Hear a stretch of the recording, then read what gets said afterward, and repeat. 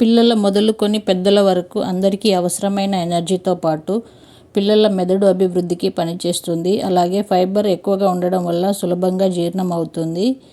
Iron ఎక్కువగా ఉంటుంది. కూరగాయలు కలిపి తింటే డయాబెటీస్ ఉన్నవారికి చాలా మంచిది.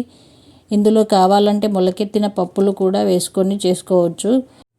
పోహాలో ఇన్ని బెనిఫిట్స్ ఉన్నాయి కాబట్టి ఈ రెసిపీని మీ బ్రేక్ఫాస్ట్లో ట్రై చేయండి.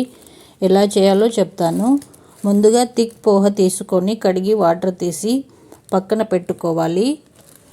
వీడియోలో చూపిస్తున్నట్టు చేయండి. అలాగే ఒక ఆనియన్, 2 పచ్చిమిర్చి, కరివేపాకు కట్ చేసి పెట్టుకోవాలి.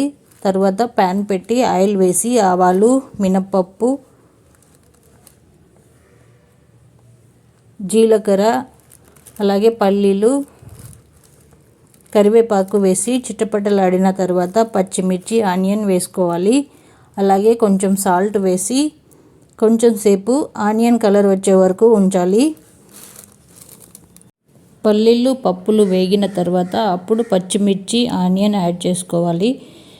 తర్వాత కొంచెం సేపు మూత పెట్టి ఒక 2 minutes లో ఫ్లేమ్లో మగ్గనివ్వాలి.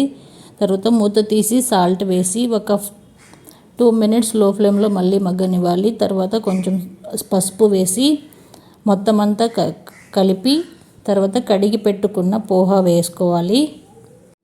అడుగు అంటకుండా కలుపుకొని కట్ చేసి పెట్టుకున్న కొత్తిమీర, అలాగే లెమన్ పిండుకొని ఒక 2 minutes లో ఫ్లేమ్లో ఉంచి స్టవ్ ఆఫ్ చేసుకోవాలి. ఇలా చేసుకున్న పోహా హాట్గా తినండి. చాలా టేస్టీగా అండ్ సూపర్గా ఉంటుంది. ట్రై చేయండి. అండ్ మరిన్ని వీడియోస్ కోసం లైక్ అండ్ సబ్స్క్రైబ్.